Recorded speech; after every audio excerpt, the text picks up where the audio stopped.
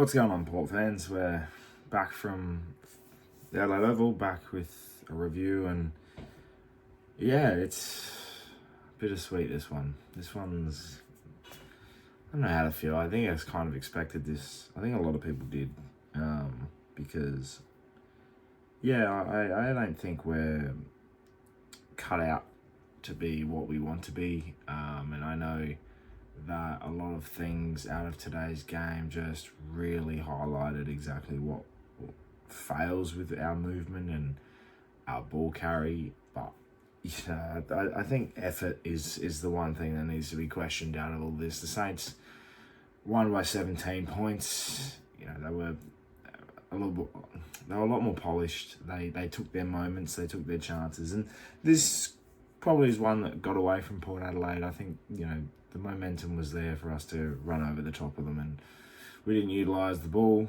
Our skills were, shocking, and it was just rinse and repeat in terms of that game plan that we're trying to implement. Which, we talk about how the skills are so poor and things didn't work out, with that momentum. But I think the players look lost. They look like they have no idea what they're doing. And I know the ball movement is quick, fast play, handball, break the zone, and get it inside 50. And when you watch them from behind and you watch our players move and try and carry the ball, we're getting too caught up in the handballs or just wrong side, of our preferred hands. And then even if you look up, and you look straight ahead, you see a lot of space for nothing.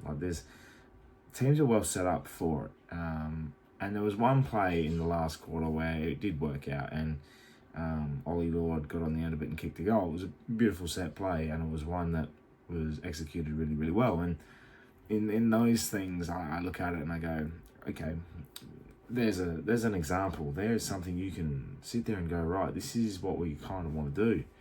And this is how it's going to be. And I think you get those chances a lot more than you'd realise. It's just a matter of actually being smart enough to take them and smart enough to utilise the ball. Even with a returning Butters, there wasn't that. There was obviously a lot of spark. There was a lot of feeling in this game early. Saints' hot start definitely helped them, get across the line. I think because after quarter time, after half time, I think we were definitely the better side. And I'm, through the whole game, I was sitting there going, all right, it's just edging closer and closer. And I was actually thinking, all right, this is going to turn around, and we just had to find a way to win, and we didn't, which is disappointing. I think the disappointing thing is we won the inside 50s, 58-44, but didn't take our chances. We were a lot more handball heavy this time, and there was a lot of moments, I look at the efficiency inside 50, we smashed them in inside 50s itself, but then 59% efficiency for the Saints, whereas we had 44%. That's the telling factor. And I thought some of the decision making from the umpires today as well was very heavily affected on the certain moments in games. I didn't think to the effect where they were a reason we lost. I just felt like there was just some intriguing decision making from the umpires, especially early on. I think it sort of filtered out. The thing I say with that is we were very much second to the ball a lot of the time.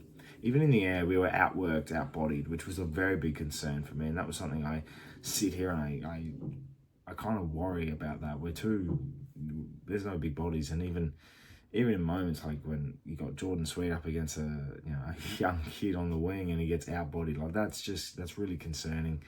We won the hit-outs, and Sweet did a fantastic job on Marshall, I thought. I think he really affected his influence on the match, which was great to see. But then at the ground, at the feet of the footy, the Saints won the clearances. Stoppage clearances absolutely killed us, 29-19. Centre clearances we won, but we weren't effective in that way, and a lot of those came in the second half. And when the time is there, and you need to set the tone from the outset. There was one person that did that, and that was Jason Horne-Francis.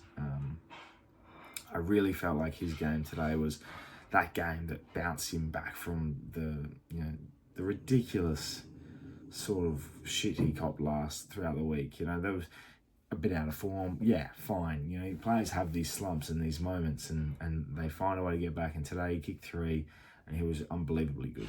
And I just know you don't doubt him, and that's a key pillar for me. So he did really, really well, and he can hold his head high. I thought Adelaide was really good today too. In his moments, did a lot of marking down back. I thought Miles Bergman's game was okay. I think a lot of our defensive efforts were kind of. There was a lot of moments where we just we didn't show toughness. We didn't show any effectability, and I think we were heavily relying on having the ball to really help our defence out. Because I look at it, Sava was okay in his 100th game. Alir was okay.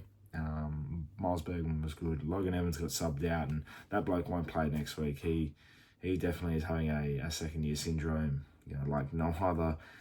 Thought Josh Sin with the ball was okay, but without the ball, he needs to work on his efforts and his ability to affect the contest. He got outbodied by a 3-gamer late in the game, and that's what pretty much sewn it all up for the Saints.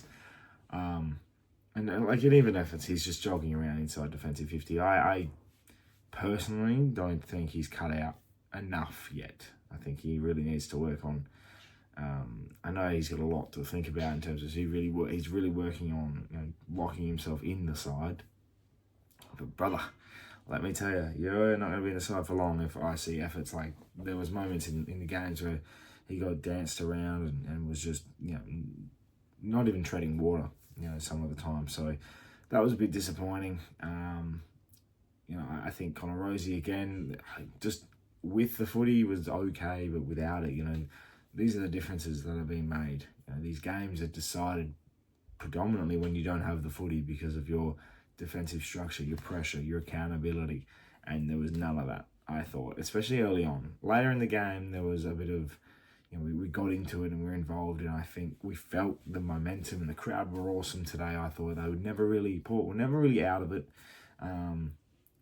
but they were sort of never really in it. So, and the crowd just kept willing, and you could feel them. We wanted that. We wanted the win, and we didn't get it with a lackluster performance again. And now we sit 1-3, and there's a lot of question mark about the coaching now. I really don't like this game plan at all, and I left all of this to last because I've been questioned on my thoughts on the coaching, and I thought I'd leave it here because this, if you watch through the whole review, I will dissect moments that did matter. We didn't take our moments today, and the Saints did, and that was the difference. Simple as that. Our skills were terrible, and the players, of course, are the accountability of it all, because they are the ones performing. They are the ones that need to execute this, whatever game plan it is, this chaos footy, this destruction of zone. It doesn't work, Ken. I don't know what you're trying to do. You've had 13 years, 12 years of a successful-ish game plan. I say successful-ish. There's no grand final, and hell, there's not even a prelim win or anything like that as well. So, but everything we've sort of done has revolved around, and George Artis is kicking goals, he's getting plenty of opportunities. I can see what you're trying to do, but it just doesn't work with this side. They're not skillful enough. They're not accountable enough. There is no need to over-handball. Handballs are a cheap stat. What gets you direct and long is a kick, is a beautiful kick, is a kick inside 51 where, Ollie Lord, I thought, he got his moments and his goals today from movement that was able to launch inside 50.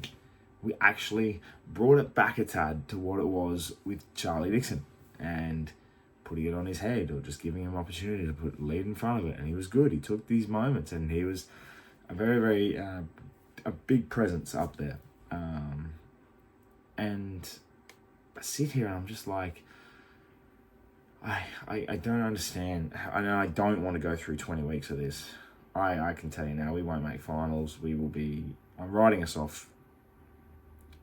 I would love to see gather round win. I would love to see something, a bit of fight, a bit of energy, something that I could hold my hat on, but I have nothing to stand at the moment. It is shit to watch. And my club, I can't believe all of us Port fans are going to be sitting here and we're going to be going into next week, this pumped up big game against the Hawks, and we're probably going to get embarrassed. That's the whole thing, and it's really, really disappointing. And today hurts. Am I shocked, embarrassed? No, I'm just disappointed, and I did probably expect it. So yeah, it's tough to handle this one, but we'll start the week, and nothing better than having a hangover, having the Sunday scaries, and Port Adelaide like to really drizzle it on top, don't they? Anyway, this is another raw reaction. I know everyone likes these, and I hope you enjoy the review. I hope you enjoy all the content coming your way. Make sure you subscribe to the channel if you're new for plenty more Port Adelaide and AFL content. Make sure you leave a comment below on your thoughts about the game, and I look forward to hearing all about it and reading all of your thoughts. Thank you so much for watching. My name's Anthony, and as always, can't the pair.